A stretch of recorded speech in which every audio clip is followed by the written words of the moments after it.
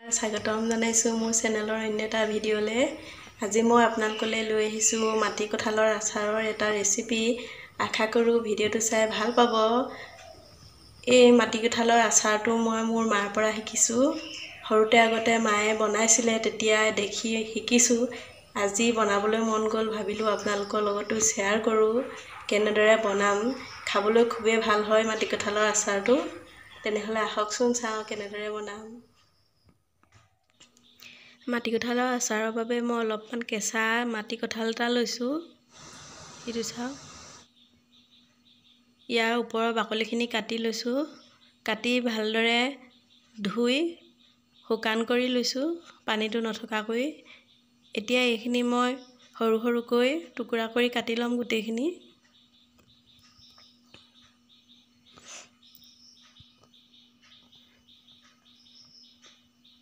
এনেদৰে আপোনালোকৰ ইচ্ছামতে সৰু সৰু টুকুৰা কৰি কাটি ল'ব। আৰু মাটি কঁঠালটো যদি ইয়াতকৈ অলপমান কেঁচা হয় বেছিহে ভাল হয়, কাৰণ মোৰ বজাৰৰ পৰা অনা গতিকেলৈ মই ইমান জোখত নাপালোৱে। দেখাতহে কেঁচা, কিন্তু ভিতৰি অলপমান পকিছে। এতিয়া এইখিনি মোৰ কটা হৈ গৈছে গোটেইখিনি। ইয়াতে মই এতিয়া হালধি 2 চামুচ দি দিছোঁ। হালধি 2 চামুচ দি হাতেৰে ভালদৰে মিলাই দিছোঁ গোটেইখিনি। এইখিনি চাওক, গোটেইখিনি হাতেৰে মিলাই দিছোঁ। ইয়াত মই নিমখ ব্যৱহাৰ নকৰোঁ, নিমখ দি দিলে পানী ওলাই যাব একেবাৰে, সেইবাবে নিমখ নিদিওঁ। এতিয়া ইয়াৰ পৰা গোটেইখিনি টুকি লৈছোঁ। ইয়াৰ ৰসটোৰ পৰা মাটি কঁঠালখিনি গোটেইখিনি টুকি লৈছোঁ এটা খৰাহীত। এইখিনি চাওক, পেলাই দিছোঁ এইখিনি। আৰু এতিয়া ডলা এখন লৈ মই গোটেইখিনি পাতলকৈ এটা এটাকৈ টুকুৰাবিলাক মেলি দিছোঁ।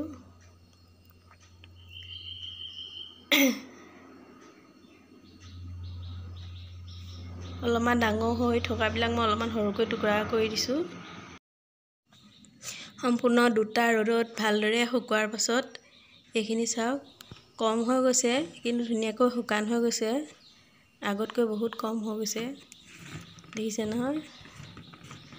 এনেদৰে ভালকৈ শুকুৱাই লৈছোঁ। আপোনালোকে বনালেও এনেদৰে শুকুৱাই ল'ব।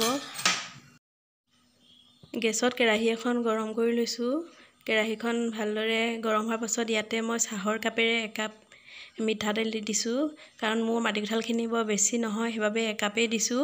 মিঠাতেলখিনি ভালদৰে গৰম হোৱাৰ পিছত ইয়াতে মই দি দিছোঁ 2 চামুচ পাঁচফোৰণ, আৰু জলকীয়া দিছোঁ, পকা জলকীয়া কেইটামান ইয়াতে দি দিছোঁ। এইখিনি ভালদৰে গৰম হ'বলৈ দিছোঁ, আৰু পাঁচফোৰণকেইটা ভালদৰে ফুটিবৰ বাবে দিছোঁ। এইখিনি ফুটাৰ পিছত মই গেছটো অফ কৰি দিলোঁ। এতিয়া ইয়াতে মই মছলা পাউডাৰ বনাই থৈছিলোঁ, আপোনালোকে আগৰ ভিডিঅ'টোত দেখিবই। হালধি 2 চামুচ দি দিছোঁ, আৰু সৰিয়হৰ পাউডাৰ কৰি থৈছিলোঁ তাৰো 2 চামুচ দিলোঁ। নিমখ 2 চামুচ দি দিছোঁ, কাৰণ আগতে মই নিমখ ব্যৱহাৰ কৰা নাই, সেইবাবে 2 চামুচ দিছোঁ। এইখিনি আমাৰ হৈ গৈছে। এতিয়া ধুনীয়াকৈ মই মিলাই দিছোঁ। এতিয়া ইয়াতে শুকুৱাই ৰখা মাটি কঁঠালখিনি দি ভালদৰে মছলাখিনি মিলাই দিম। গোটেইখিনি ভালদৰে এনেদৰে মিলাই দিছোঁ, যাতে গোটেইখিনিত ভালকৈ মছলাটো সোমাই যায়। আৰু আমাৰ ইয়াৰ আচাৰ ৰেডি হৈ গৈছে। এইখিনি অলপ ঠাণ্ডা হোৱাৰ পাছত এটা চিচাৰৰ বৈয়াম লৈছোঁ, তাতে গোটেইখিনি ভৰাই দিছোঁ চিচাৰ বৈয়ামটোত।